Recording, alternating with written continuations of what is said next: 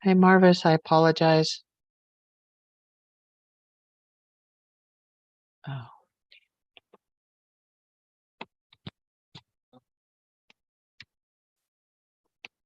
Thank you. I might need to, I'll have to do that in a minute.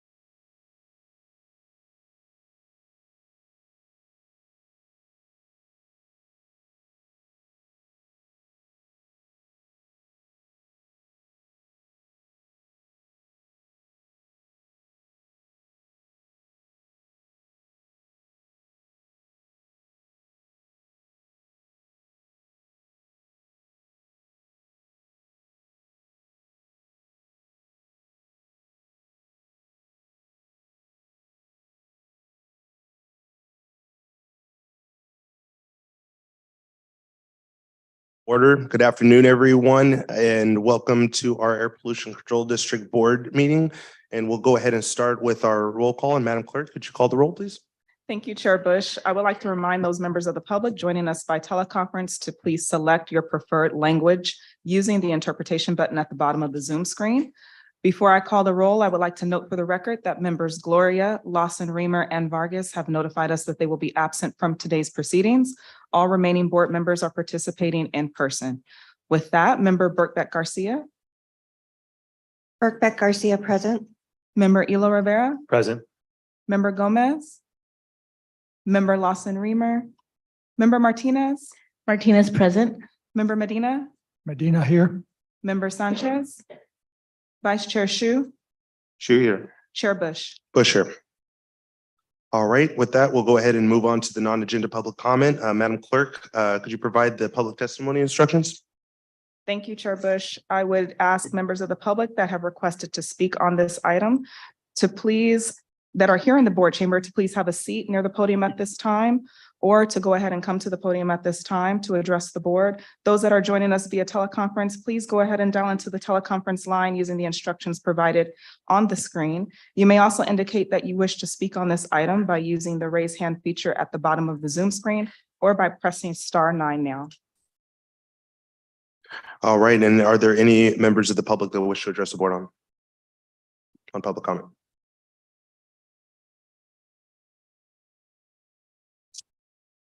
Seeing no hands raised, there are no members of the public wishing to address the board on this item. All right, thank you, Madam Clerk. Next is consent calendar. There are no items on the consent calendar, so we'll go ahead and move on with the approval of statement of proceedings and minutes for March 9th, 2023, our last meeting. Madam Clerk, could you provide the public testimony instructions again? Thank you, Chair Bush. I would ask any members of the public that wish to address the board on this item to go ahead and to approach the podium at this time. If you are joining us via teleconference, please go ahead and use the instructions that are provided on the Zoom screen. You may also indicate that you wish to speak on this item by pressing this raise hand feature at the bottom of your Zoom screen or by pressing *9 now. Thank you. Do we have any members wishing to speak? Seeing no hands raised, there are no members of the public that wish to address the board on this item. Okay, any members, comments from our board? Nope. Seeing none, could I get a motion to approve? So moved. Martinez seconds. All right, we have a motion and a second. Madam Clerk, could you call the roll? Thank you, Chair Bush. Member Birkbeck Garcia. Aye. Member Elo Rivera. Yes. Member Gomez. Member Martinez. Martinez, yes. Member Medina. Medina, aye. Member Sanchez. Vice Chair Shu. Shu, aye. Chair Bush. Bush, yes. With members Gloria, Gomez, Lawson Reamer, Sanchez, and Vargas absent, that motion passes with all of those board members who are present voting aye. Great, thank you, Madam Clerk. So we'll move on to our business and starting with item E1, United States Environmental Protection Agency Inflation Reduction Act grant opportunities. I want to note for the record that this is just an informational item, so will not require a vote by the board. This is just for discussion. So Madam Clerk, could you provide the public testimony info again? Thank you, Chair Bush. I would ask members of the public that would like to speak on this item that are here in the board chamber to please have a seat in the first row behind the podium. Those of you that are joining us via teleconference, please dial into the conference line now using the instructions provided on the screen. You may also indicate that you wish to speak on this item by using the raise hand feature at the bottom of the Zoom screen or by pressing *9 now. All public testimony will be heard at the conclusion of the staff presentation. Okay, and with that, we'll go on to the staff presentation by our Director, Paula Forbes, and our Program Coordinator, Monique Lopez. So Ms. Forbes, take it away. Thank you, Chair Bush, and good afternoon, governing board members. We wanted to provide a presentation to you on the different funding opportunities that are coming through the U.S. Environmental Protection Agency via the Inflation Reduction Act.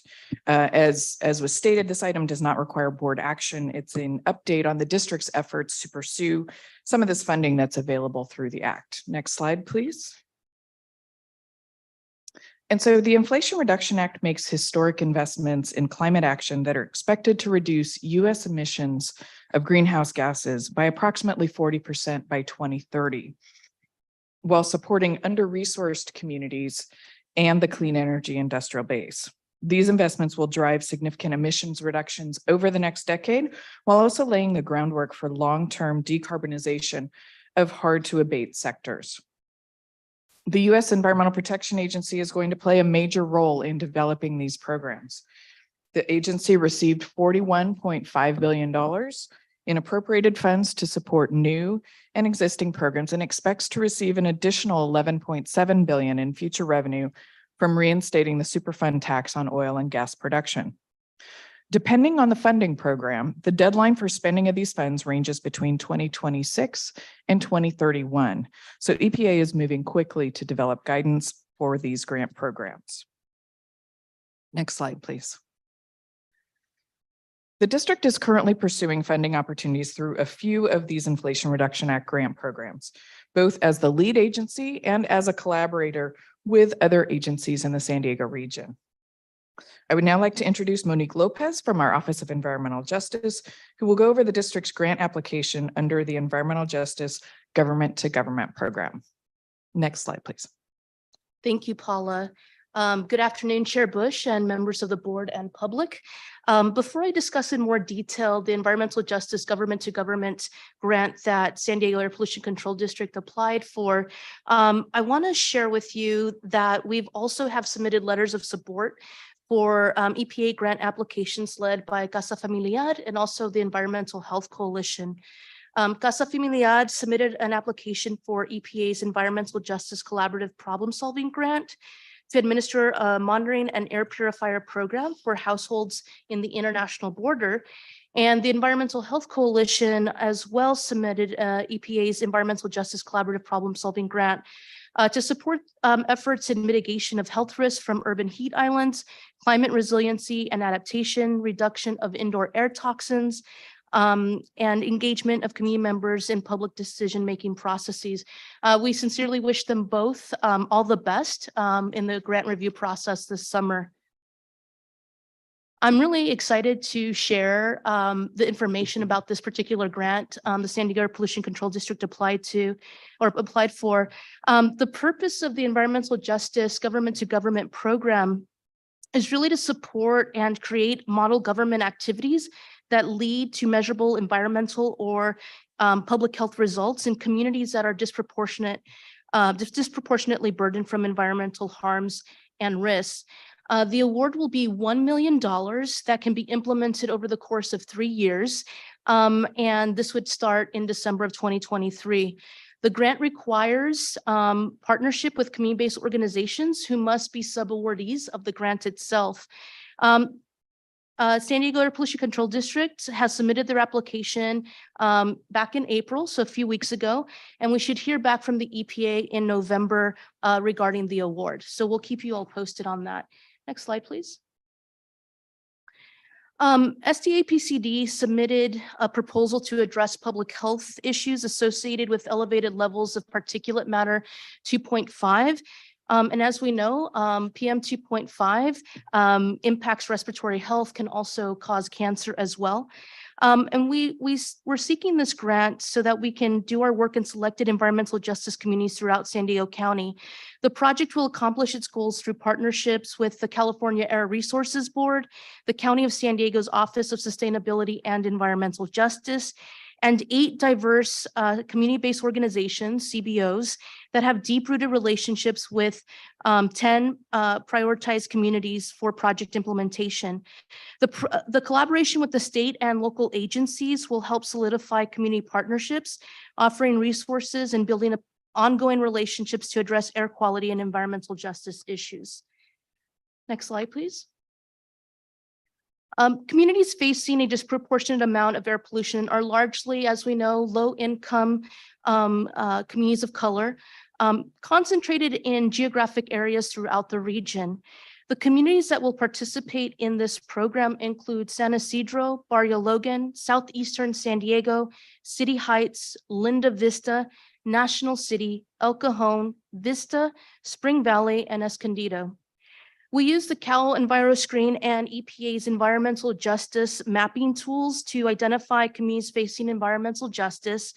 And there are certainly much more communities than what this grant has the capacity to resource that are environmental justice communities here locally.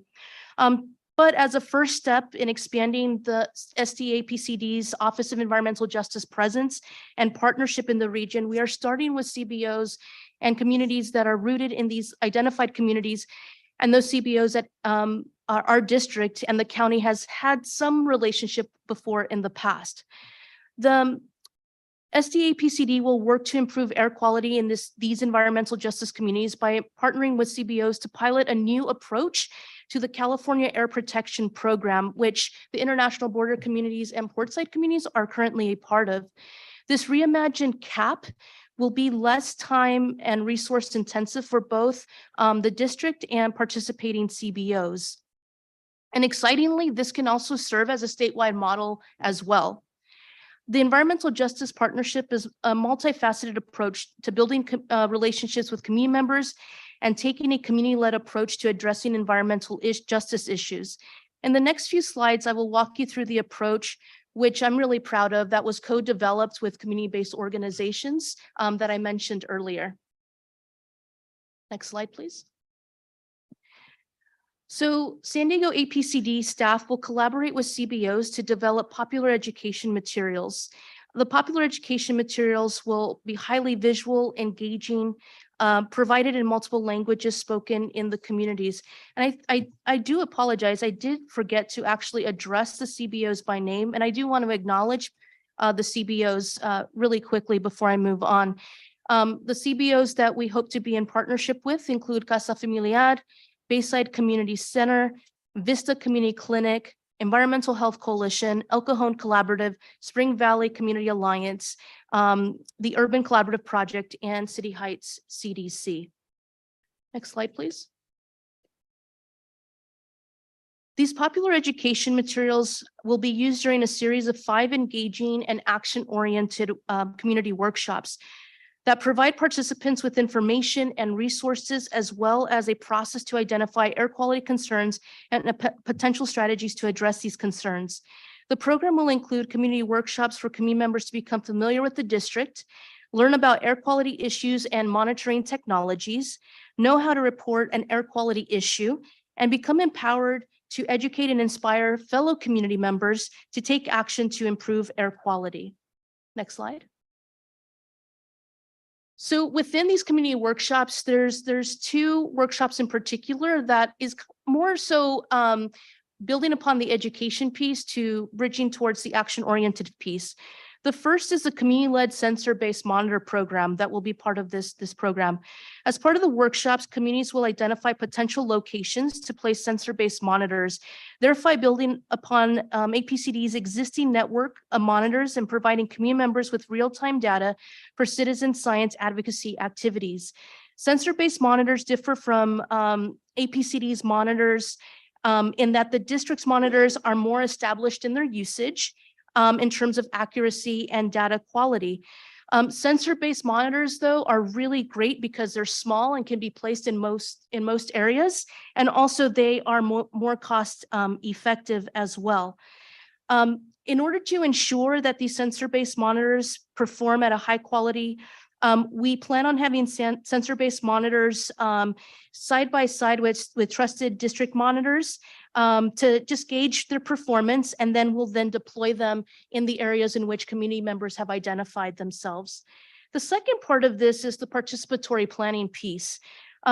Community members will engage in an interactive mapping activity in which they will identify key areas of air pollution concern in their communities and brainstorm at a high level solutions to address these issues. And we hope to then be able to work with them in an action-oriented way as well. Next slide. Session 5 will be an opportunity for program participants across the 10 communities to come together and meet and learn from each other. Additionally, it can provide an opportunity for community members to interact directly with APCD staff, the California Air Resources Board staff, county staff, and connect with other air regulation agencies in the region as well. Next slide. In addition to the development of popular education materials and the implementation of workshops, San Diego APCD will partner with the county to convene CBOs and environmental justice stakeholders throughout the region on a quarterly basis. At these regional environmental justice working group meetings, participants can inform and directly influence regional air quality programs and policies, rulemaking, budget, projects, etc. Additionally, this working group can serve as a space to share specific air quality concerns and priorities directly with the county and also the Air Pollution Control District to strategize collaboratively. Next slide. If awarded the grant, we anticipate the following project outcomes. One is being able to deepen our relationships with CBOs and community members in environmental justice communities and be able to be more responsive to community air quality issues. It'll also allow us to expand our monitoring in environmental justice communities throughout the region. And an outcome as well is reduce particulate matter emissions in environmental justice communities through the identification and addressing of air quality issues through increased compliance, potential new rules, connecting community members to appropriate agencies. Additionally, this will result in what we'd like to see is an improvement in public health by providing information and equipment to improve indoor air quality as well. And CBOs and environmental justice communities will have opportunities to directly influence San Diego APCD systems to ensure an integration of environmental justice centered policies, rulemaking, and permitting, and much more. And this is actually really exciting, and the state is excited about this as well. California Air Resources Board will also have a tested framework to inform statewide expansion of the Clean Air Protection Program, which is one of the reasons why they actually submitted a letter of support for our grant as well. And lastly, improve public health by improving outdoor air quality as well, which we're excited about. However, we don't want to lose momentum. We definitely want to leverage momentum and take into consideration our current capacity as well. So we're not going to wait necessarily to continue to cultivate relationships in environmental justice communities until we get awarded this grant. We're going to take the steps that we can within our current capacity right now. And so the more immediate impact of even just co-developing with CBOs, this vision include cultivating relationships with CBOs throughout the region who are currently in relationships with communities facing environmental justice. We're committing to do that now. And we've also been able to co-develop a vision with CBOs and community members, how we'd like to and how they'd like to be in relationship with APCD. We are now having we'll actually at the end of this month start our bi-monthly conversations with our CBO partners. Also, we have a commitment to provide informational presentations at existing meetings that are currently led by CBO partners. and also, committed to intentionally sharing information at community events, tabling and what have you. And then lastly, deepen connections and commitments from CARB to support the expansion of San Diego APCD's work in environmental justice communities throughout the region. So in part of CARB's letter of support, they also mention a number of ways that they are committed to environmental justice communities, specifically here in San Diego. So now I'll turn it over to Paula, who will continue sharing information on additional grant applications submitted by the district. Thank you, Monique. And before I move on to that, I just wanted to say a huge thank you to Monique and to Domingo on our staff, because their work is truly groundbreaking. And I just really want to highlight something that Monique just touched on, which is this project has the potential to serve as a model for the state for how air districts can incorporate environmental justice into their programs. So we are super proud of it. Like Monique said, we'll be moving forward with pieces of it regardless of the outcome of the EPA grant, but we are very hopeful. We think we're very well positioned to get that funding. And again, I want to just do a huge shout out for the efforts that they've done in this project. So moving on, next slide, please.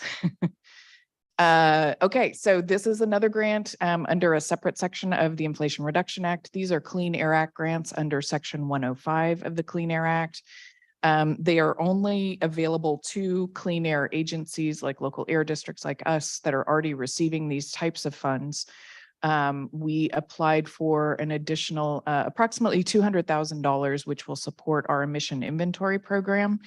And as you'll hear in different parts of the meeting today, that program is expanding very quickly. And so we are directing additional resources into that program. This grant would enhance the district's emission inventory program by identifying additional sources of air pollution and opportunities to mitigate their impacts. Next slide, please. So the Climate Pollution Reduction Grants Program is another EPA grant program that I wanted to highlight. And this program would help regions reduce climate pollution. And for this one, we're going to be collaborating with SANDAG and other partner agencies on a two-phase program. Phase one includes grants for climate planning, which were designated as $1 million per region. And these are non-competitive grants. The funds will likely be awarded this summer and must be spent by 2026. And so under this program, one regional agency applies as the lead agency and will develop a priority climate action plan for the region by early 2024. And a comprehensive climate action plan will be due 2 years from the award date, so likely June of 2025. For this grant, SANDAG has applied to be the lead agency, and we will be working as a collaborative agency with them. Then phase two involves competitive grants to allocate $4.6 billion nationwide for projects and strategies that reduce greenhouse gases. This second phase is expected to open in early 2024, and only entities that participated in phase one are eligible to apply for phase two implementation dollars. So we are hopeful that we'll be able, because of our partnership with SANDAG, we'll be able to apply for those dollars. Next slide, please. So as I previously mentioned, these funding opportunities are moving very quickly. And I wanted to give a big thanks to our staff for moving quickly to apply for and support the application for these incredible opportunities to support our existing work. Additionally, I want to highlight for you a couple of additional programs that will be opening over the next several months, which could pose opportunities for APCD or our local partners to attract additional funds to the region. Next slide, please. So these involve, first, the environmental and climate justice block grants. There's approximately $3 billion that's expected to open in summer of 2023. And these grants will be directed to environmental and climate justice activities to benefit under-resourced communities. These will be competitive grants that will require CBO and local government partnerships. And they could include investments in zero-emission technologies and infrastructure. Next, there will be grants to reduce air pollution at ports, an additional $3 billion. And that could include, again, purchase or installation of zero-emission port equipment, technology, and vehicles. And eligible entities include port authorities like our local port district or air pollution control districts, and in some cases, private businesses in partnership with those entities. And then finally, the last one to highlight for you is the Clean Heavy Duty Vehicles Grant Program. Again, we're thinking a lot of these are going to be opening up this summer or fall. This is an additional $1 billion to replace heavy duty class 6 and 7 commercial vehicles with zero emission. And it also includes the supporting infrastructure and workforce development that goes along with that. And so, as I mentioned, EPA is still developing guidance and criteria for these programs. So these are ones some of the ones that we're going to be watching over the next several months while we continue our collaboration efforts with our local partners and ensure that the San Diego region is well positioned to attract as many of these dollars as possible. Next slide, please. So this concludes staff's presentation, and we're happy to answer any questions you may have. Thank you. Well, thank you, staff, and another huge shout out to you all for this groundbreaking work. So just really appreciate that. And we're all proud of you. You guys in here, we're all doing the silent kind of clap. So just really appreciate that work. With that, Madam Clerk, are there members of the public that wish to address the board on this item? Thank you, Chair Bush. Before I call the members of the public, I do want to note for the record that Member Gomez has joined the meeting. We have one member of the public that wishes to address the board on this item, Serena Pelka. You may unmute yourself at this time. You have 3 minutes to address the board. Please begin by stating your name for the record.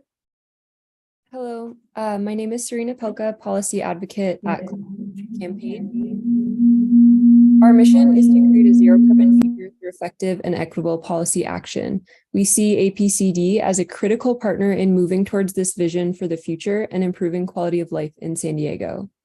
We're thrilled to see APCD taking action to secure funding that will strengthen its environmental justice and emission inventory work and partnering with communities to do so. We encourage APCD to continue pursuing these funds and be the regional lead on climate action. Regional collaboration is critical because climate solutions like clean air, clean transportation, and clean energy cross jurisdictional boundaries. We must work together as a region in order to secure funding to address the climate crisis and implement solutions centering equity and justice from the historic investments being made through the Inflation Reduction Act. This funding also has the potential to support effective policies and programs, such as the development and implementation of a zero-emission appliance standard to protect San Diego families and communities from the dangers of methane gas. Climate Action Campaign greatly appreciates the leadership from APCD staff and the board and look forward to collaborating as we harness this funding to transform the region. Thank you so much. Thank you. That concludes public testimony on this item. Okay, thank you, Madam Clerk. And with that, we'll move on to board questions or comments. So do we have any input from our board?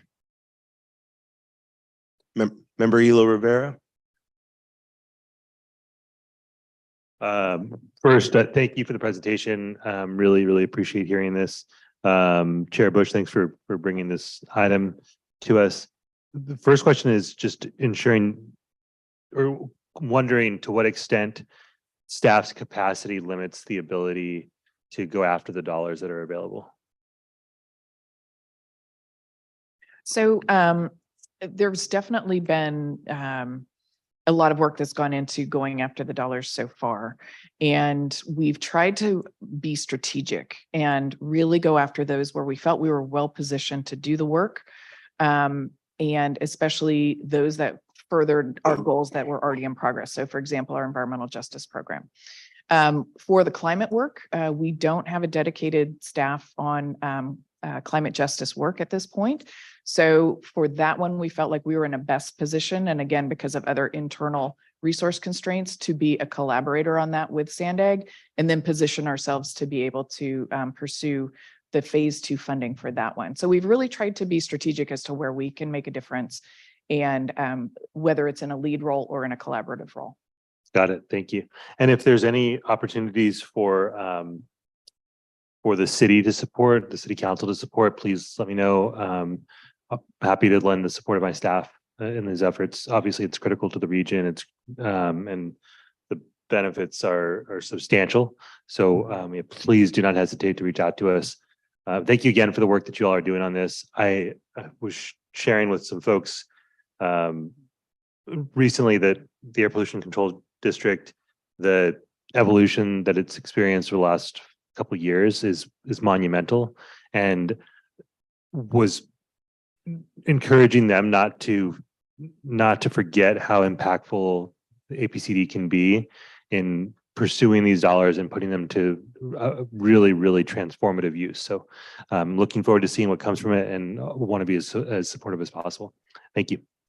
Thank you. Thank you, Member Elo Rivera. Member Martinez. Thank you, Chair. Thank you for the presentation. Really excited about the community-based organization work.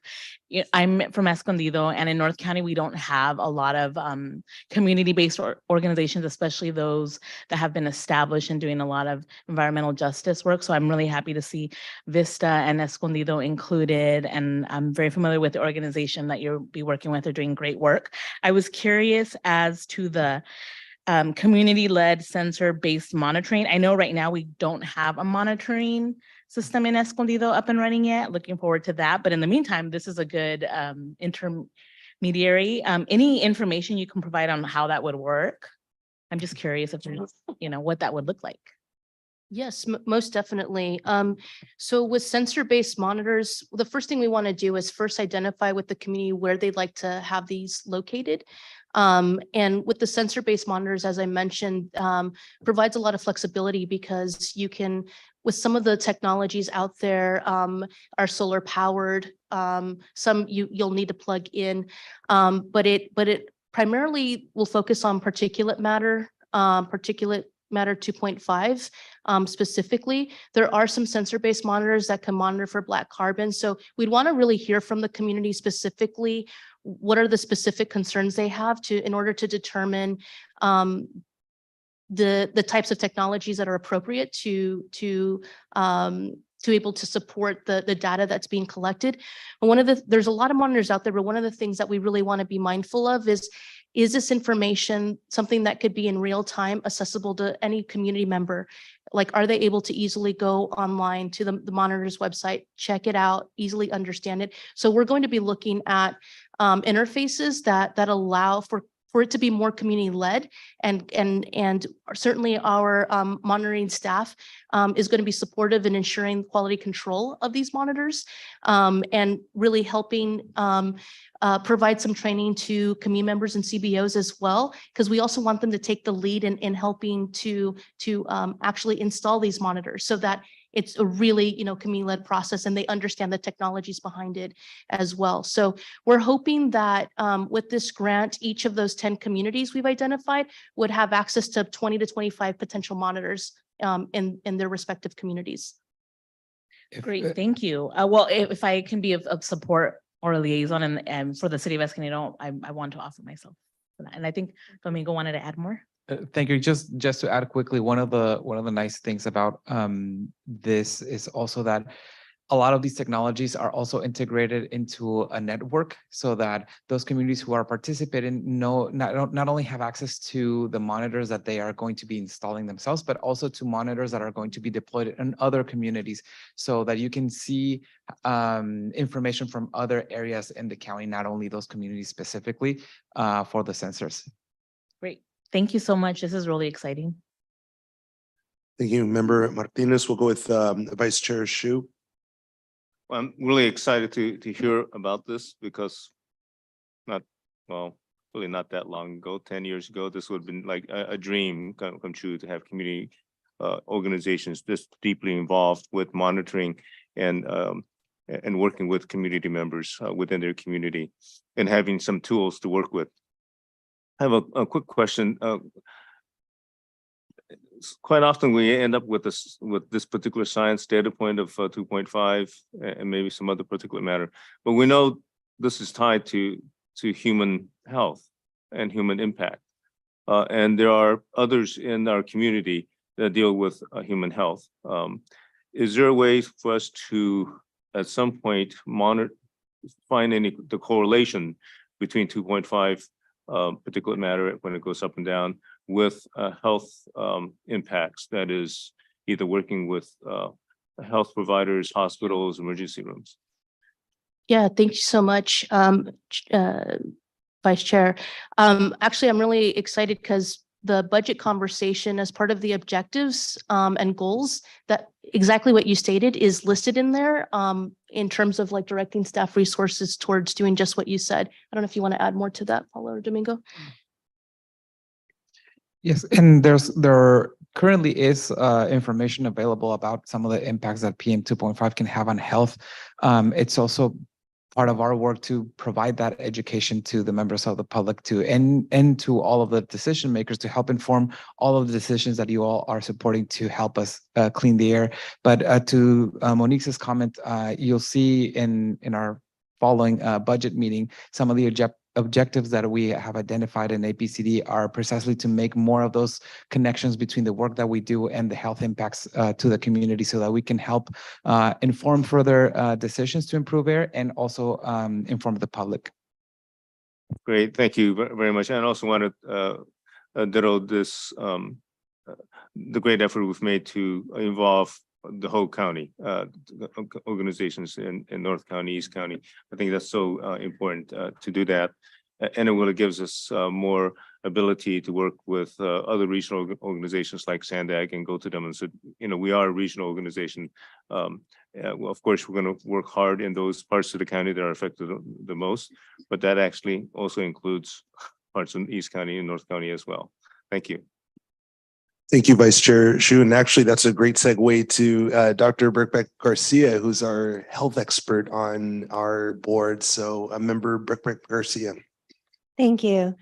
First of all, I want to thank you for that presentation. It was very informative and kind of piggybacking on what Member or Vice Chair Shu was mentioning about getting public health members and physicians involved. I wanted to make a suggestion for the quarterly meetings or workshops that you were discussing. It might be good, in addition to getting our environmental justice groups, getting physicians and public health members, reaching out, and I can help you with like the Kaiser Green Team. Kaiser actually has a green team that is very interested in climate work.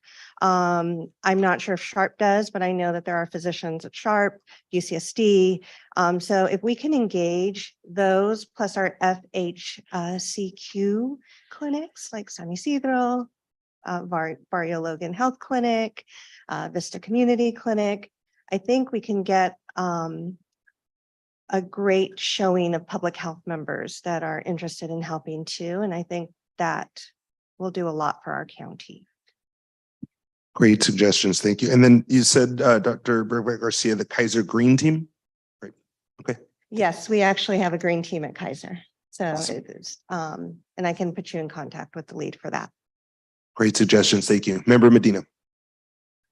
Thank you, Chair, and thank you for this great presentation. I think it's a wonderful program that you're implementing, and I think it's really groundbreaking. Just to tie in a little bit, I know Vice Chair Chu always likes to connect air pollution to health, and I think that's really important. And there is some really good work that has been done by the California Department of Public Health following the wildfires that we had in 2018, where they really related air concentrations to emergency room visits for cardiovascular and cardiocerebral diseases. And so I think that there's a model there that if we have these deployed and they're networked and the data is of good quality, we may be able to then make those connections.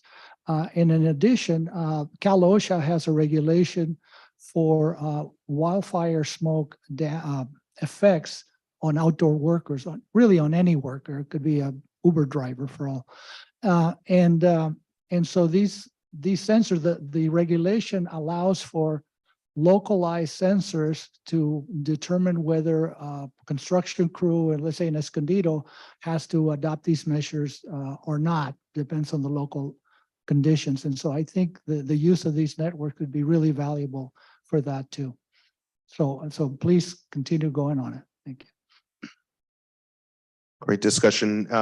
Seeing no other hands or comments, really appreciate staff for your work and leadership on this. And were there any last questions from staff before we move on to the next item? Any points of clarification needed from the board? Okay, seeing none. So thanks again for your work on this, and we will move on to the next item. So this is item E2, the 2022 Air Toxics Hotspots Program Annual Report for San Diego County. And Madam Clerk, if you could please provide the public testimony instructions. Thank you, Chair Bush. I would ask members of the public that have requested to speak on this item that are here in the board chamber to please have a seat in the front row behind the podium at this time. Those members of the public that are joining us via teleconference, please dial into the conference line now using the instructions provided on the Zoom screen. You may also indicate that you wish to speak on this item by using the raise hand feature at the bottom of your Zoom screen or by pressing *9 now. All public testimony will be heard at the conclusion of the staff presentation. Great. Thank you, Madam Clerk. With that, we'll move on to the staff presentation led by our Deputy Director, Mayani Luther. Mayani. And board members. Once again, my name is Mayani Luther. I am one of the deputy directors of the district overseeing compliance and engineering. We're here this afternoon to present the 2022 Air Toxic Hotspots Report, which discusses many actions that were completed last year under the Hotspots program. I would like to introduce Mohsen Azemi, who is going to be presenting the report. Thank you, Mayani. Good afternoon, board members. I'm Mohsen Azemi, Chief of Engineering Division. If we can go to the next slide, please. Many of you know about the Air Toxic Hotspots program, but just as a quick background, the California Air Toxic Hotspots Act was proposed under Assembly Bill 2588. That's why sometimes you hear AB 2588 program. It was enacted in 1987 to evaluate potential health risks from toxic air contaminants that are emitted by stationary sources. Based on those potential health risks, the program requires public notification to ensure the public's right to know about facilities that create elevated health risks and requires risk reduction to reduce those health risks. Next slide, please. It's important to highlight that the requirement of this program, which are public notification and risk reduction, only applies to stationary sources. And those include factories, manufacturing plants, power plants, shipyards, landfills, rock or asphalt plants, and other industrial, commercial, and governmental operations. Stationary sources obviously do not include trains, trucks, ships, and other types of mobile sources. That's why they're referred to as stationary sources. We can go to the next slide, please. This slide is an illustration of how we can be exposed to air toxics emission and potential health effects that may result. The primary ways we may be exposed to air toxics include inhalation, which is breathing in chemical vapors, fine particles, or contaminated dust. Ingestion, which is drinking or eating chemical contaminants, or having dust or soil put into our mouth. Kids do that a lot. And dermal absorption, which is absorbing chemicals through the skin. Once the exposure happens, then the adverse health effects can be caused by different air toxics and can range from symptoms such as minor eye or throat irritation, headaches, to more serious conditions such as cancer, birth defects, or damage to various organs. The nature and severity of the health effects vary by the type and quantity of pollutants, the duration of exposure, and distance from the source, as well as the sensitivity of different individuals. Next slide, please. This slide shows the thresholds for public notification and risk reduction that is in District Rule 1210 for various types of health risks. Public notification is a core element of the program as it ensures the public's right to know about possible health risks from exposure to air toxics emissions from stationary sources. Risk reduction requirements involve the development and implementation of a plan to reduce the health risk associated with air toxics emissions. Facilities subject to risk reduction are required to submit an application with a plan to the district proposing changes to their process to reduce health risks. As an example, a facility can propose to install a control device to reduce toxic emissions or propose changing the usage of material that contains toxic emissions, or simply relocate the operation to move it farther away from sensitive receptors. More specifically, review of these risk thresholds what we do is we evaluate for purposes of requiring public notification and risk reduction includes cancer risk, which is the probability that a person would contract cancer if exposed to a specific level of emissions for 30 years. Cancer risk is expressed in terms of the increased number of chances in 1 million of developing cancer. Health hazard index is calculated for non-cancer health effects and include both acute, which is the short-term health impacts, as we discussed, like skin and eye irritation, as well as chronic health impacts, such as long-term health impacts, bronchitis, asthma, or other types of diseases. The health hazard index value below 1.0 indicates that there are no adverse health effects from exposure to the air toxics emissions. And finally, the cancer burden is an estimate of the number of people that can actually contract cancer with a population that would be exposed to a certain level of air toxics emission for a 70-year period. May I have the next slide, please? This slide shows some of the actions that the district completed in 22 under this program. There were 200 emission inventories for facilities subject to AB 2588 program that were completed. This is in addition to the other emission inventory work that we did. Those inventories are very important as they quantify air toxics emission from stationary sources and identify which sources can potentially create elevated health risks. Also, 34 health risk assessments were approved. A health risk assessment is an estimate of the potential negative health effects that sources of air pollution can create. Those health effects can again be mild and temporary, short-term or long-term, both non-cancer and cancer. We also conducted 17 public notifications. Facilities that can create negative health effects are required to notify the community that can be impacted by those health effects. In addition to public notifications, 16 public meetings were held to more specifically discuss the potential health effects from these sources. And finally, 10 risk reduction plans were submitted to the district. Facilities that can create negative health effects are required to submit a plan to the district on how the negative health effects can be reduced to acceptable levels. Can you go to the next slide, please? So this slide shows the risk reduction plans that were approved in 2022. The plans were for landfills, mineral industry, asphalt plant, and wastewater treatment plant. These are located in different communities as shown on this slide. And then the risk reduction measures included increased controls, emissions or throughput limitations, and removal of equipment that release the type of toxic that cause the increased health risk. There are an additional 11 risk reduction plans that are presently under review at the district. You can go to the next slide, please. This slide shows the risk reduction plans. I'm sorry. Next slide. Okay. On April 19, the district conducted a virtual public meeting to discuss the 2022 Air Toxic Hotspots Program draft annual report. The public meeting outreach was conducted in English and Spanish, and the meeting is available on district's YouTube channel. Since public engagement is a core element of this program, we would like to promote a few opportunities to stay informed of updates and new developments under this program. First, on the district's website, there is an interactive map showing facilities subject to this program, allowing you to see which facilities are in or near your community.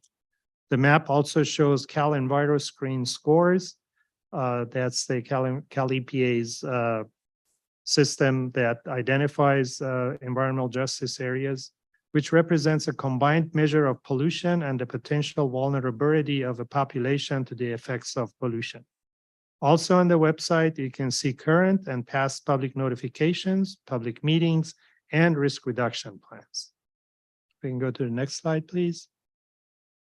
This map also shows the two environmental justice communities under AB 617, the Portside community and International Border EJ communities. These are selected by California Air Resources Board under its Community Air Protection Program. Next slide, please. Also on the website, you can see current and past public notifications, meetings, risk reductions, But we also encourage members of the public to sign up for district's email subscription service and follow us on social media. That's how they can get informed about updates to this program. And finally, next slide. Today's recommendation is to consider and approve the 2022 Air Toxic Hotspots Program Annual Report for San Diego County. And that concludes my presentation. Be happy to answer any questions. All right, thank you, staff, Ms. Luther, Mr. Ms. Emmy, for your work on this. And I especially appreciate on the slides the illustrations on how pollution is dispersed and absorbed. So it's a really good reminder that the work that you all do, that we do collectively, it does save lives and has an impact. So with that, we'll move on to our clerk. If there's members of the public that wish to address the board. Thank you, Chair Bush. We have one member of the public that has requested to address the board on this item, Nicholas Paul. I ask that you come to the podium now. You can begin by stating your name for the record. You will have 3 minutes to address the board.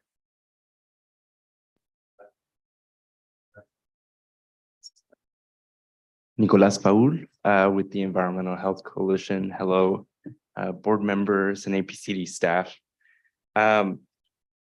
So, you know, I EHC would like to take the opportunity to congratulate APCD, the engineering team, Mohsen and Miani with all the work with the Air Toxics Hotspots program. In our organization, we talk a lot about democratizing information and popular education. And this annual report and the Air Toxics Hotspots website is a wonderful symbol and representation of that. It's an incredible tool that our community can use in seeing the concentration of hotspot facilities in their neighborhood and seeing the impact isolates on their homes and their schools. And so, you know, I think it's a model. It's something that should serve as a model for other districts throughout the state, and something that I hope that continues to be replicated with other things at the district. So in the annual report, there was an inclusion of another illustrative map on welding facilities in our county. That's a huge win and something that we should continue. There's conversations about including another type of interactive map for things like air permits in our communities. And again, that's something that we should continue to work for and continue to implement on our website. And again, we just want to congratulate the team on these advancements this year. EHC did submit a public comment letter during the public meeting that was referenced in the earlier presentation, with some minor recommendations. And again, we're building off of an incredible foundation. One of the things that we would love to see in future annual reports is the inclusion of information on the number of attendees that attend these public outreach meetings that we have.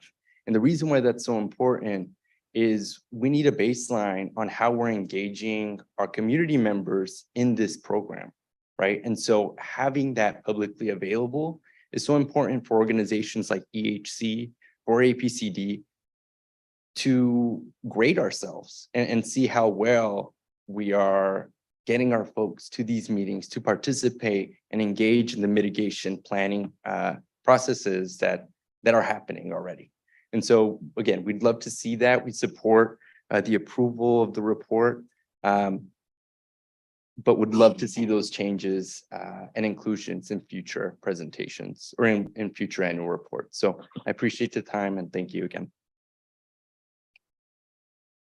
Thank you. Seeing no additional hands raised on our Zoom feed, that concludes public testimony on this item. All right, thank you, Madam Clerk. And before I move on to our board member comments, I have a question to staff on that recommendation, the inclusion of the number of people reached out to. Is that something that staff is able to do for the next reporting cycle? Definitely, we can add that to the next report. We didn't have the numbers for this one to include, but we will. Okay, awesome. Awesome, thank you. With that, we'll move on to member comment, Member Gomez. Yeah, thank you. Thank you for the presentation. I have a couple of questions, and maybe if we can bring back the PowerPoint, but on one of the slides, or we don't need it really, but I'm just curious, in terms of the risk assessment, when we do come up with recommendations for mitigation, if the applicant is not able to meet them, what happens? I'm just curious. Board Member Gomez, good question. The risk reduction is a requirement that the applicant or the facility operator propose measures that they will take to reduce their risk below the thresholds of our Rule 1210. So they come up with which actions they can do to reduce the risk. We review that and see if those are adequate to bring the risk below the thresholds. And then once we approve that, we make those enforceable to make sure that they do take those actions, whether it's removing controls, removing equipment or adding controls or changing the process. So it is something that the facility will have to come up with in terms of how they would reduce the risk. It's a little different than typical Us telling them what to retrofit do. rule, which we say if you have a boiler, install an SCR on it. Mhm. So it's something that they would have to come up with. Okay, do we ever, as we review them, do we give them ideas? Perhaps not this, but this might work better? Or we're just reviewing them based on what they're providing us? Well, in our review, we do point out if the proposed measure does not meet the requirements to reduce the risk to the levels that they're supposed to. But do we do discuss Mhm. what other options are available, but we can't really impose that requirement because they may have a different alternative that would still reduce the risk, but it's more appropriate for their type of operation. And Member Gomez, just to add to that, the rule that your board approved in 2021 does establish provisions to require the facility to submit a plan and to require the district to evaluate that plan to make sure it's adequate.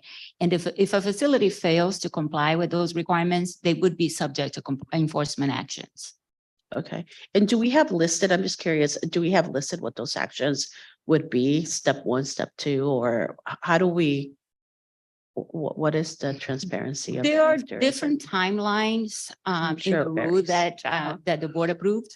So the first thing is that we needed to publish the proposal that the facility submits. So there is an opportunity for the public to ask questions or provide comments regarding that proposal. Okay. And then the district has a timeline to determine whether or not the plan is approvable. And if the plan is not approvable, the facility has a timeline to update the plan. And so again, if a facility fails to do that, then the facility would be subject to enforcement actions. Got it. Last question.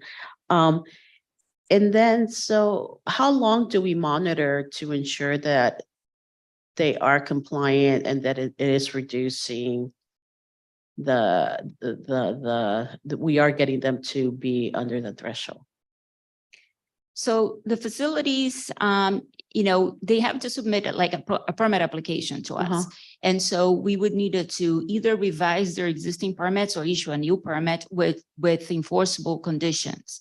So for example, if a facility proposes to install a control device, that would be on their permit. And, with associated conditions with all the parameters to ensure ongoing compliance. And then our compliance division conducts periodic inspections to make sure, the facility is complying with all those conditions. Are those, sorry, I said it was last, so I promise. I promise, I'll stop. Last one, the inspections, are those inspections scheduled or do we just show up?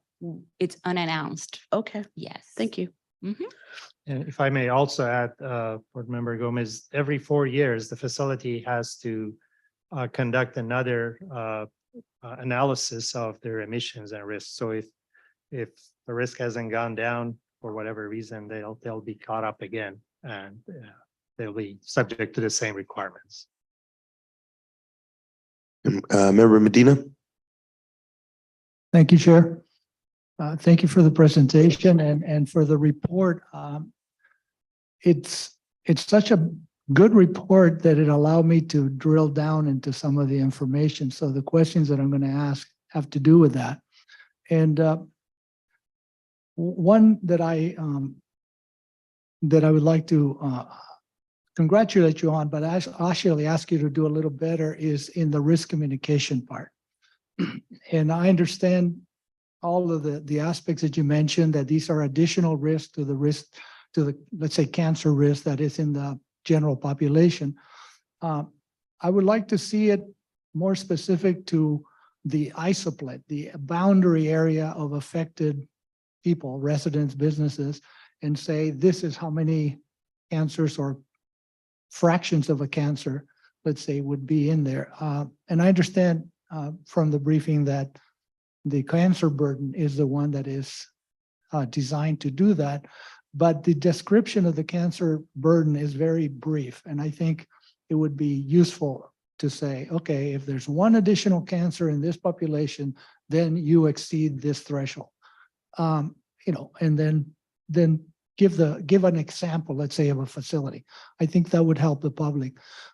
The other questions have to do with the kind of control measures that are proposed and some of the descriptions that are made, which I think are really, really helpful. And many of them seem very low tech, like basically adding water to your operation. And so it begged the question for me to saying, okay, they've known since 2013 that there's this cancer risk. They haven't added water to the operation until now. And so it makes me think, okay, what mechanisms do we have as a district to encourage or incentivize these facilities to add the water now instead of 5 years from now, which the permit allows them to have 5 years to implement these measures? For instance, if someone were to ask, or a facility were to ask for a 3-year extension, would the APCO have the discretion to consider how they complied earlier with some of these very low-tech measures as to whether to decide whether they are eligible or for that extension or not? And I'm reacting to public comments and questions that have been asked of me as a board member, saying, why does it take so long? You know, why are we dealing with something from 10 years ago, from 2013, or maybe even from 2017? How come we're not there yet? And so again, if somebody had to install a best achievable retrofit control technology, okay, I can see that. But watering your roads or putting pavement, that's a pretty low hanging fruit in my mind. The second thing is the idea of relocation. Just sorry to cut you off, but did you have a question there just to kind of guide the staff on that first part? Was that a question? Yeah, well, I did ask the question as to what the discretion is. Did you want to respond to that before we can move on to your next question? Just so Sure. staff can, you know. Okay, thank you. Thank you for doing that. Sure. On the watering, actually, I want to point out that the majority of these facilities do water for other reasons, because we have also fugitive dust emission rules. Right. What they propose to do now is to increase the frequency of watering and also use some dust suppressant on top of the road, so that Right. it improves the stability of the unpaved roads, and it creates less fugitive emissions when the trucks are driving on the haul roads. As far as the extensions, we have not, first of all, received any request to extend the time frame, which is already 5 years in the rule for compliance with the risk reduction measures. But if there is such a request, there's some significant additional criteria that they have to comply with, and the district has to approve that. It's not automatic. There is public meetings that will be required to provide public input into that, and they have to have already applied the maximum controls feasible at the time in order to get the extension. The only time they may get an extension is if there is technology that is not yet developed that they can implement today. Maybe it's something that'll come in 6 months or a year. Great, thank you. And all the plans that were approved, they are pretty much implemented right away upon approval.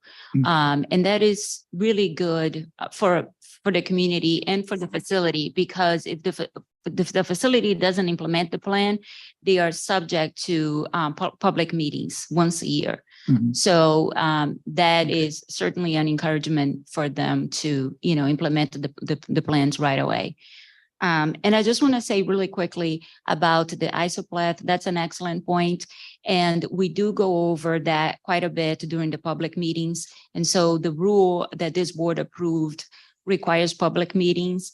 And that's a great opportunity to go over more specifically, what the potential health risk is, what that means, because it's really important to highlight that that potential health risk is just for one stationary source. It does not give you the cumulative health risks. So we certainly wanted to discuss that so the community fully understands what we're trying to convey. Great, thank you. My other point was about one of the control measures was relocation, and that means moving the process of the operation to another location. But let's assume, for just example purposes, that somebody is right at the 10 in a million threshold. So then they say, okay, device 1 is 5 in a million, device 2 is 5 in a million. So we're going to move device 2 to another part of the county. How does that reduce the emissions of pollutants? And is that something that is allowed in the rule, or are there any options to deny that? Because it's really not reducing the amount of pollution. It's just reducing just sending it to some other neighborhood.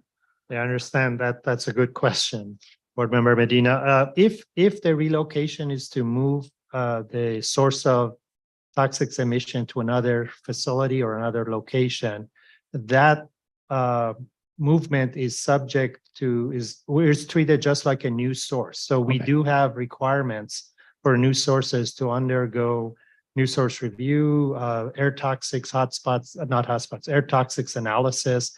So there's going to be another evaluation of what the risk impact is at that new location. And when we look at the risk, we actually look at 1 in a million cancer risk as a threshold that if they're above that, they have to put in best available control technology for toxics. So that's one thing. The other thing is with toxics, it's typically not a regional concern. For AB 2588, it's a localized impact. But I understand if you have cumulative risk from the mobile sources and other type of stationary sources, then it becomes more of a potential regional concern, or maybe larger than just the one facility localized impacts. Okay, thank you very much. And again, I was able to do all this because your report is so much better. So thanks. Thank you, Member Medina and staff. Do we have any other comments or questions from our board? Vice Chair Shu. Sure, I'll make this real quick. I had the opportunity to do 2 ride-alongs with APD staff to do these inspections. And just to confirm, Member Gomez, they were unannounced. And I was surprised at the amount of respect that our compliance officers had. As soon as they walked in, they identified themselves. The operator of those facilities immediately knew they had to conform and had to provide information for the inspection. In one of those instances, the facility, which I'll name, actually had to shut down one of their operations because they were not in compliance with an operation. They immediately shut down within that visit as soon as they realized they were found to be not in compliance. They sent employees home, and until they could. And this was just before the holidays. So I think our inspections do have an impact.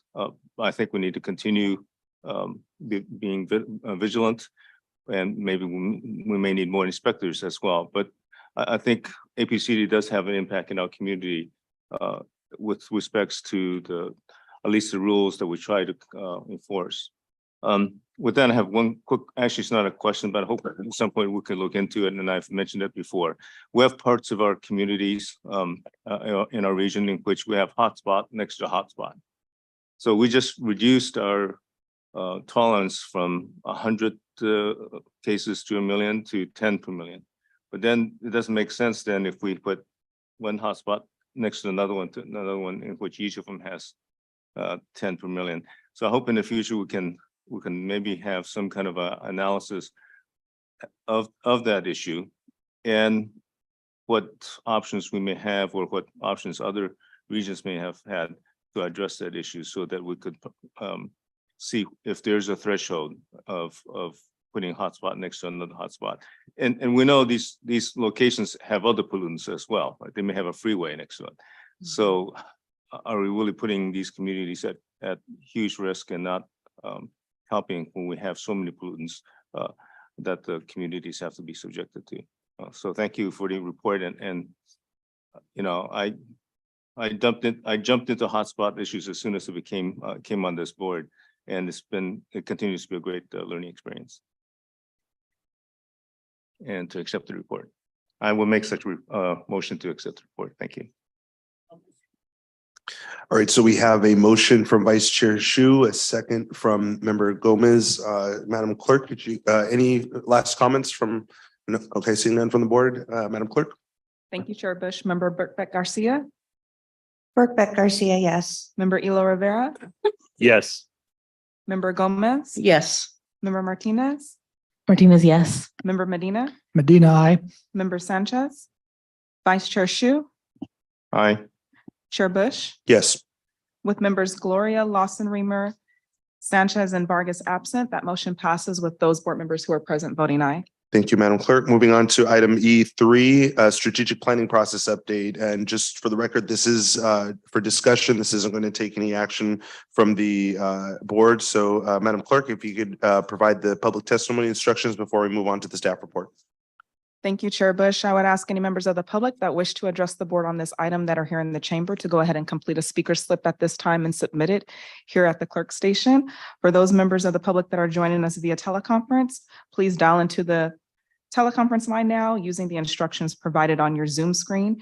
You can also indicate that you wish to speak on this item by using the raise hand feature at the bottom of the Zoom screen or by pressing *9 now. Your testimony will be heard at the conclusion of the staff presentation. Thank you, Madam Clerk, and we'll go ahead with the staff report. Ms. Forbes. Thank you, Chair Bush and governing board members. I am pleased to announce that the long-term strategic planning process that we have long been discussing is finally getting underway. The district conducted a competitive bidding process for a consultant to guide us in this process and selected Barry Dunn, a consulting firm with many years of experience in these types of efforts. Our staff and executive team have been meeting with the Barry Dunn team on a biweekly basis since they were selected. And today's item is an informational item to introduce them to you, to give you an overview of the process to develop our strategic plan, and to get your feedback on the process for board, community, and stakeholder engagement in the plan development. And with that, I would like to introduce Shannon Flowers, the project manager and co-facilitator for the project, who is joining us remotely today. I'll turn it over to Shannon. Thank you. Appreciate it. Good afternoon, governing board members. I'm very excited to be providing this brief overview to you today and getting some input and feedback from you at the end of the presentation. So we could just move on to the next slide, please. Right, so today I'm really just going to go over some introductions, a brief firm overview. I'll give you a high-level project approach as well as timelines so you can see when you can expect things to happen and when you can expect the strategic plan to be finished. We'll talk a little bit more specifically about community engagement, and I'm excited about that piece, particularly in hearing the other presentations and the conversations today. Hearing that community engagement is such an integral piece for everything the district does. I'm very excited about that. And then we'll just have some time for questions and comments at the end. Next slide, please. It's just a brief firm overview. Won't spend a lot of time on the slide. Really the intention here is to let you know that Barry Dunn, the firm, has been around since 1974. Although it first started out as an accounting and CPA firm, we now have a really broad group of local government practice areas who specialize just in functions for local government. You'll see down there on the bottom all of those different specialization groups: finance and administration, community development and utility operations, technology management, health and community services, justice and public safety, and parks, recs, and libraries. The finance and administration group is where our strategic planning service area is currently housed. And within that strategic planning service area, we spend all of our time on strategic planning projects for local governments across the country. Next slide, please. All right, so this is the project team. Although, as I said before, we've got a broad group of specialists focusing on local government. This is the project team we're going to be working with throughout the course of this project. Seth Hedstrom is our principal, and he'll really provide oversight to the project, make sure that our team has everything it needs, any support or additional resources that he can provide. And we'll also reach out to those other local government practice groups if we need some additional expertise in any particular area. I will be your project manager and co-facilitator on the project. A little bit of background about myself. I actually come from local government. I was a finance director for a little over 10 years for a municipality here in Colorado. I am currently based in Denver, Colorado. And after serving as a finance director at the local level, I then served at the Department of Public Health and Environment for the state as their chief overall fiscal and procurement operations. It also worked for the Governor's Office of Information Technology, where I focused on strategic planning from the technology side of things and looking at how to cost out and implement systems and applications across state agencies. Sandra Hathaway will be our co-facilitator, so she will be present with me for all of the community forums. She'll help develop the agendas, help do interviews, and also help with the strategic planning sessions themselves. Michelle Graham will be a little bit in the background, helping with some of the research and synthesis of all of the data and stakeholder engagement that we get along the way. And then Madison Powers Spencer is our community engagement expert, but she runs a little bit behind the scenes. She helps us administer the Social Pinpoint site, which is a digital platform that I'll talk a little bit more in depth about in a couple of slides. Next slide, please. All right, so just briefly, this is our overall project approach. It's got 4 phases overall. We started, as Paula mentioned earlier, in April by having some project planning and initiation meetings with the Barry Dunn team and the district's project management team. Really, during those first couple of meetings, we were lining out the work plan and making sure that what we had proposed and in the statement of work really aligned with the goals for the strategic planning project and what the district really envisions at the end of this project. And then we also put together our high-level timeline for the project. We are now moving into what is the longest and arguably the most significant and most important phase of this project, which is stakeholder engagement. That will take place between May and roughly July, and it will involve several different ways to get information from the district and all of the communities within the district. To begin with, we'll have one-on-one interviews with all of you as board members, as well as key staff and some key external stakeholders. We'll also be holding small group interviews. And I've talked with Domingo and Monique yesterday about some ways that we can do that and really build upon some of the work that they have already been doing with those CBOs and out in the communities, so that we're not duplicating efforts or making folks answer the same types of questions that they already have been through those processes. So really hoping to build on the work and the momentum that you've already got going there. We'll also be using what's called a Social Pinpoint site. It is a digital engagement platform that you can access on a smartphone or on your computer, and to provide a variety of different levels of input. And I've got a slide specifically about what some of those things look like that we'll talk about in a few minutes. We'll also have 2 community forums that will be open to the public and open for anyone in the district to participate in, whether they are a resident, a business owner, someone from a CBO. We really hope to get as much participation as possible. The first of those will be held virtually on June 22nd, and the second will be held on site on July 18th. We still have not determined where on site that will be. We really want to dig in and figure out the best location for that, as well as what the rest of the community engagement looks like to make sure we're really hitting all parts of the district and all of the participants. Once we are finished getting all of that stakeholder engagement, the Very Done team takes all of that feedback, takes all of that data, and develops a couple of different deliverables off of that. The first one being a stakeholder engagement report that really summarizes and synthesizes all of the things we've heard. When we're out there asking the community and asking you all, what's your vision for the district 5 years from now? What do you think are the biggest challenges, the biggest opportunities that need to be taken advantage of? Where do you see things moving? What needs to be a priority? We'll compile all of that into a report that really details out all of those things and also identifies themes. So it provides you all of this information at several different levels.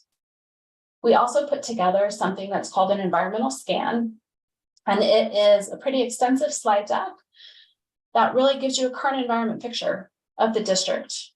It'll combine several data points and statistics and analyses that you are all going to be much more familiar with than I am. Some of you are experts in these things, so I will not be telling you anything new.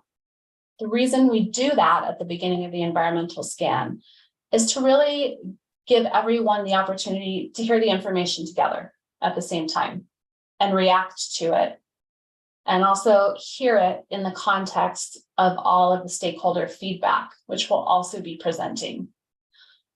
All of that information will be presented at a strategic planning session. Tentatively, we have that scheduled for July 25th. That's one of the things at the end of the presentation we'd like to talk through about board attendance and whether you'd like it to be a full board or scaled down board attendance for that. We'll facilitate the session, and when you come out of that session, you will have a draft strategic plan. All of those elements that it takes to, after you've developed a vision, actually take action and move things forward. Following that session, myself and Sandra will take all of that raw material back with us, develop a draft plan that will go through several different review and feedback cycles. One of the things we want to make sure that we do after that plan gets drafted is once we've moved into phase 4, make sure that we really have a lot of time to review and vet that plan with everyone who contributed to the process. So you'll see that we have a tentative full board session. We're calling kind of a mini session to provide you as a full board the opportunity to review the draft plan, to revise as you see fit, to ask questions, get additional context, really tweak it how you see fit. Following that, we will do a community feedback process as well. We want to make sure that all of those people who have taken the time to contribute to this plan and give their thoughts and feedback, they can see themselves represented in some part of that plan. And it also really, we want to adhere to your public participation plan and all of the work that you have put into that participation plan to make sure that you have good community engagement and that you've got trust and good relationships out there in the community. So we will stick to that. And then finally, after the plan is adopted, we'll help the district with implementation and reporting to make sure that once you adopt the strategic plan, I know in my local government and state government days, it was very frequent. You would adopt a strategic plan, hand it out, and then everyone would put on a shelf and they would not touch it until the next year when they had to figure out how to connect it to a budget request.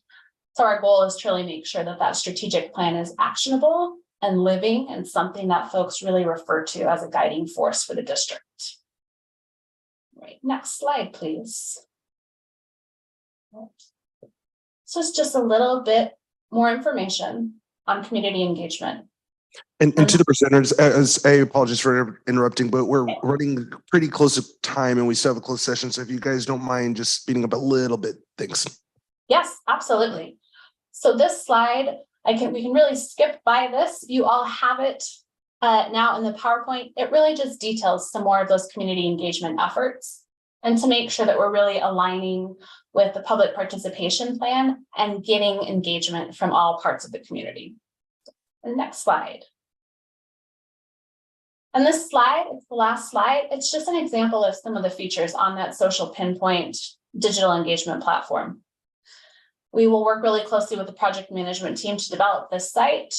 There are the opportunity to develop a survey that folks can take.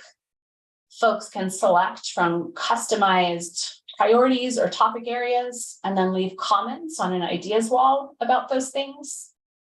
You can ask folks one broad general question. There is a map feature that shows some heat map features and things like that. So a lot of different ways to engage the community. And this site also translatable. It uses Google Translate. So whoever accesses the site has the ability to see that site in their own native language. So with that, I will close it out and just see if anyone has any questions or comments about the process overall.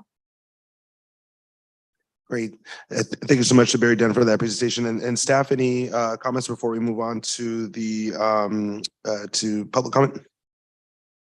No, I just want to thank Shannon. We've been really impressed with the Barry Dunn team so far. And so we're looking forward to getting moving with the project and really eager to get started. Awesome. Great. And thank you again, Shannon. Sorry to rush you, just trying to keep track of time. So No problem. Absolutely. So with that, Madam Clerk, can you, is there any members of the public? We haven't received any public testimony request here in the board chamber, and seeing no hands raised on the participants list in Zoom, there's no public participation or public testimony on this item. Great. And do we have any questions or comments from our board? Member Gomez. I have, I'll limit my questions. The one question that I have, just because of the timing, so I'm just wondering, ideally, it would have this process, and it's exciting that we're moving forward, and yeah, we got the contract on board, the consultant on board. Ideally, we would have done it a couple of months ago, so it can influence how we develop our budget, right? So are we hoping that we're gonna amend the budget to respond to this plan, or are we gonna create a parking lot to influence the future budget creation? My intent is for this process to inform future budgets. So the Okay. budget that we're adopting, or Will sorry, stay. the budget that we're opening the hearing for Yes. tonight is for fiscal year 23-24. Correct. I'm anticipating that this process will be completed certainly by the end of this calendar year, ideally October, but Yeah. and then we're looking at the next budget, right? Okay. So my thinking is that it would inform the future year's budget. We're looking at a 3 to 5 year strategic plan. So Okay. it'd be good vision for long-term going forward. And then certainly we can provide mid-year budget adjustments, or if there's particular items that the board wants to take action on sooner, we could certainly consider that in mid-year budget adjustments. Okay, thank you. Appreciate that. That's all. All right. And any other board comments? Seeing none, with that, we will move on to, so thank you. We will close that item. I appreciate that. All the representatives from Barry Dunn. Thank you. With that, we will move on to item E4, and this is closed session. And just for the record, well, I'll actually let the our clerk do the public testimony, and then I'll have my statement. I would ask any members of the public that are here in the chamber that wish to address the board on this item to please approach the podium at this time. And if there are any members of the public that are joining us via teleconference, please press *9 at this time to raise your hand, or use the raise hand feature at the bottom of the Zoom screen so that we can indicate that you wish to speak. Thank you, Madam Clerk. And so the board will now be going into closed session to hear matters listed on today's agenda. Any reportable matters will be reported at the conclusion of the meeting. And at this point, our Senior Deputy County Counsel, Vera. Bureau announces closed session, I want to note for the record that there are no members of the public that wish to address the board under public testimony for this item. Thank you. Thank you. Thank you, Chair Bush. The board will now recess into closed session to consider the matters listed under item E4 of the agenda. Specifically, item A, public employee performance evaluation as authorized by Government Code Section 54957. And item B, public employee contract negotiation with a designated representative identified in the agenda as authorized by Government Code Section 54957.6. Any reportable items will be reported at the conclusion of the meeting. All right, thank you. And with that, we are not technically adjourning, but we are going into closed session for this item and we'll be back at the conclusion. Thank you. Thank you. The board is now in recess.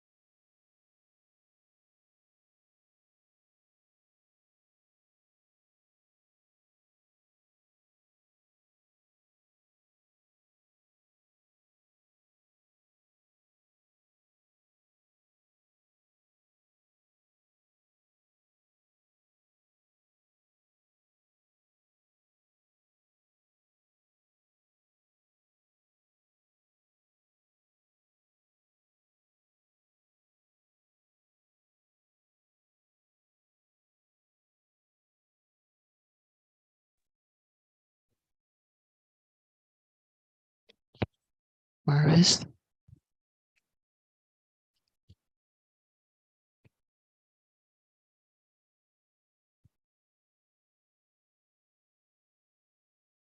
Maurice? I'm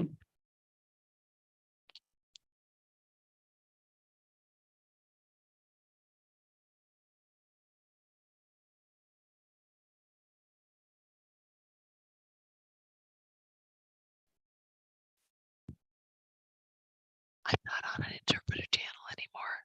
I'm so sorry.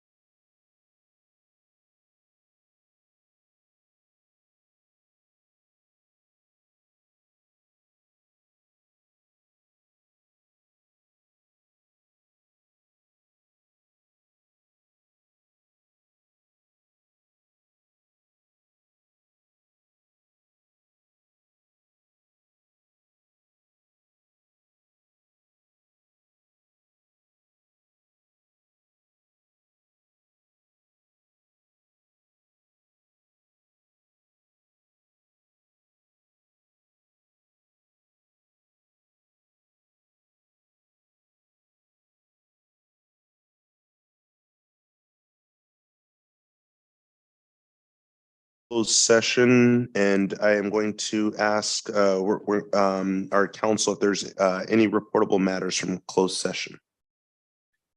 Thank you, Chair. The board met in closed session today from 4:35 PM to 5:09 PM.